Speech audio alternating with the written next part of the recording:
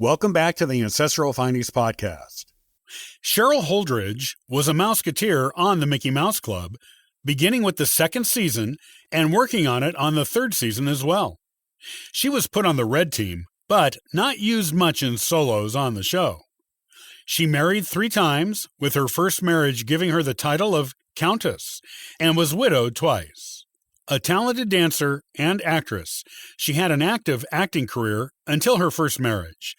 This is her unique life story.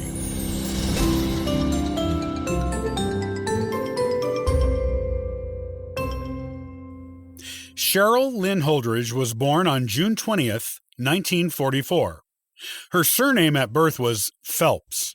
Her mom, Julie Phelps, was a Broadway dancer with a dance partner named Dick Mason. To date, the identity of Cheryl's biological father has never been made known to the public. It is not known if Cheryl herself even knew the identity. Her mom raised her as a single mom, which was unusual for the 1940s, until 1950, when she married a retired Army Brigadier General named Herbert Charles Holdridge.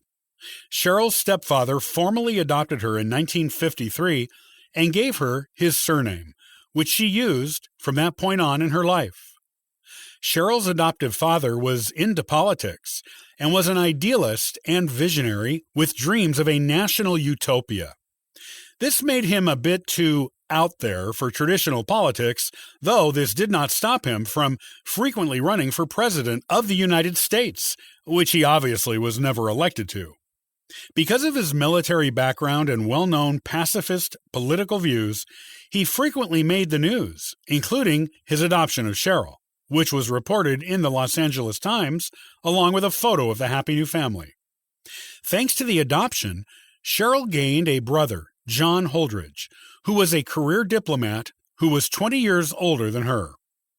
Cheryl was born in New Orleans, Louisiana, but moved to Burbank, California with her mom shortly after she was born. This is where her mom and adoptive dad raised her.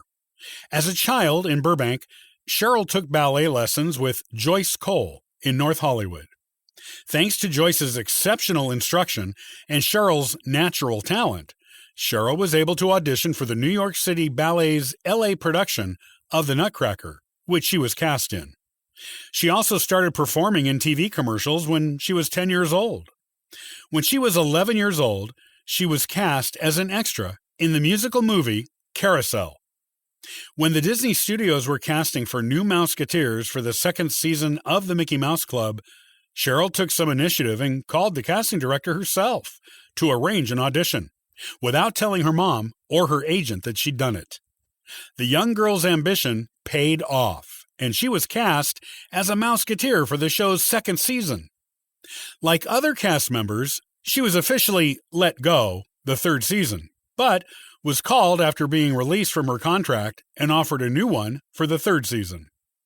This was a tactic the studio commonly used to avoid having to pay cast members raises for being continually employed from season to season. This way, the studio only had to pay her what they paid her as her starting pay when they first hired her. Cheryl was put on the red team on the show right away. This was the primary team on the show, with the cast members who were given solos and highlighted in other ways the most often. Cheryl, though, was surprisingly underused for a red team member. She only gave one solo song during her tenure on the show. She was an excellent dancer and a good actress, but because her singing voice was considered weak, the show kept her in the background for most of the musical numbers it did. In addition to being on the Mickey Mouse Club, Disney Studios also cast Cheryl in 2 of the show's specials. These specials were Boys of the Western Sea and Annette.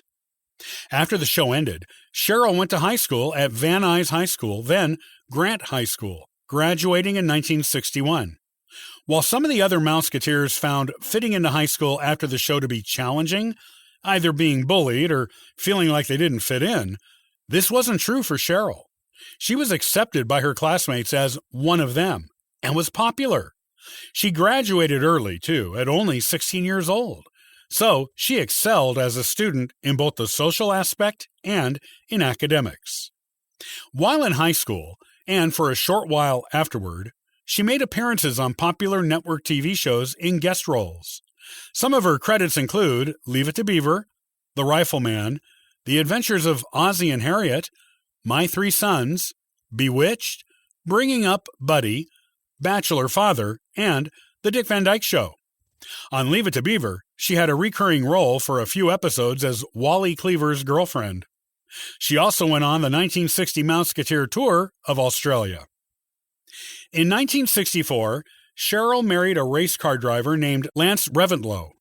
With the marriage, she gained the title of Countess, as Lance's dad was European nobility, while his mom was the heir to the Woolworths' fortune. After getting married, Cheryl decided to quit acting, though Lance encouraged her to keep it up. On their honeymoon in Hawaii, Cheryl and Lance went to visit the former host of the Mickey Mouse Club, Jimmy Dodd, who was ill in the hospital there with an undisclosed condition, one that has never been made public to this day, though there are theories. She became the last Mouseketeer to visit Jimmy, as he passed away the day after her visit. Cheryl and Lance were married until he died as a passenger in a plane crash in 1972. Cheryl inherited approximately $10 million from his estate, though his mom, Barbara Hutton, kept the bulk of the Woolworth fortune. There were newspaper articles at the time that claimed Barbara purchased family jewelry back from Cheryl that Lance had given her during their marriage, spending around $1 million to do so. Cheryl married twice more and was widowed a second time with her third husband. Her second husband owned a chain of used car dealerships. Her third husband was involved in Democratic politics on a fairly active basis in California. Her third husband was older than her and passed away at the age of 82 around the year 2000. Cheryl did not have any children with any of her husbands. Cheryl passed away to the other side at her home in Santa Monica, California in January 2009 of lung cancer. She was 64 years old. Many thanks for listening and following the Ancestral Findings podcast. Visit ancestralfindings.com to download a free genealogy ebook, inquire about a free genealogy lookup, and register for the weekly historical postcard giveaway. And thank you to everyone who contributes via Patreon. It helps keep this car on the road, this kite in the air, and this ship on course. I hope you have a wonderful day and happy searching.